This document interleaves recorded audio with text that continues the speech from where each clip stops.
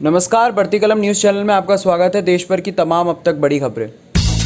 देश में हर रोज़ कोरोना की दूसरी लहर से सारे रिकॉर्ड टूटते जा रहे हैं। कोरोना के बढ़ते मामलों के मद्देनज़र केंद्र सरकार देश के उन 150 जिलों में लॉकडाउन लगाने पर चर्चा कर रही है जहां कोरोना संक्रमण की दर 15% से ज़्यादा है। हालांकि यह फैसला संबंधित राज्यों से विचार विमर्श के बाद ही लिया जाएगा। इस मामले को लेकर मंगलवार को हाई लेवल कमेटी की बैठक में केंद्रीय स्वास्थ्य मंत्रालय की ओर से लॉकडाउन का सुझाव भी दिया गया है। खबर असम से है, जहां बुधवार की सुबह 6.4 तीव्रता की गति के साथ भूकंप के झटके महसूस हुए।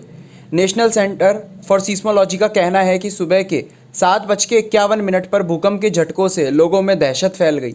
असम के मंत्री हेमंत बिस्व शर्मा ने कहा है कि भूकंप के तेज झटके लगने से गुवाहाटी सहित कई जगहों पर मकानों की दीवारें टूट गई। उत्तर बंगाल के कई इलाकों में भी भूकंप के झटके महसूस किए गए हैं। भूकंप की खबरों को लेकर पीएम नरेंद्र मोदी और गृह मंत्री अमित शाह ने असम के मुख्यमंत्री से बात कर हर संभव मदद का भरोसा भी दिया है। रुक करते हैं अगली खबर का। दिल्ली में बढ़ते कोरोना मामलों के बीच बड़ा बदलाव देखने को मिल रहा है।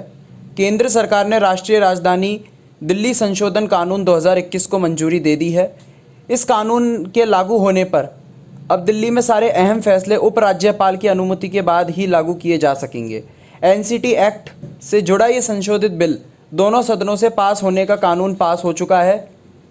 इसके तहत दिल्ली के उपराज्यपाल को कुछ अतिरिक्त शक्तियां भी मिली हैं।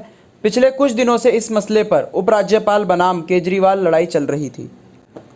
कोरोना संक्रमण को रोकने के लिए केंद्र सरकार ने टीकाकरण अभियान तेज कर दिया है। अब 18 से ज़्यादा आयु वर्ग के लोगों को भी 1 मई से वैक्सीन लगाई जाएगी। इसके लिए 28 अप्रैल से रजिस्ट्रेशन शुरू होना है। लोगों ने कल रात से ही कोविड पोर्टल और आरोग्य सेतु ऐप पर रजिस्ट्रेशन की कवायद शुरू कर दी है। 18 से अधिक उम्र के वे लोग जो वैक्सीन लगवाना चाहते हैं उनके लिए बुधवार शाम 4 बजे से रजिस्ट्रेशन शुरू किया जाएगा।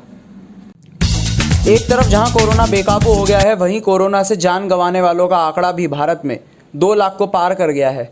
इसके साथ भारत दुनिया का चौथा देश बन गया है। पिछले 24 घंटे में 3,62,000 से ज़्यादा नए केस सामने आए हैं। इसके साथ 3,285 लोगों की जानें गई हैं। कोरोना के बढ़ते मामलों के बीच ऑक्सीजन की किल्लत से हज़ारों लोगों की मौत हो रही है। अस्पतालों में शवों को जलाने के लिए जगह तक भी नहीं बची है। खबर राजस्थान से है, जहां कोरोना संक्रमण को लेकर हालत बहुत बेकाबू हो गए हैं। कोरोना के बढ़ते मामलों से स्वास्थ्य सेवाएं चरमरा गई है। हर कोई बेबस नज़र आ रहा है। अस्पतालों में बेड और ऑक्सीजन की कमी से मरीजों की सांसें टूट रही है। वहीं जयपुर के एक निजी अस्पताल में ऑक्सीजन नहीं मिलने से 4 मरीजों की मौत हो गई। वहीं कोटा और बीकानेर में भी ऑक्सीजन की कमी के कारण 6 की मौत हो चुकी है। और बुलेटिन की आखिरी खबर पर नज़र डालते हैं।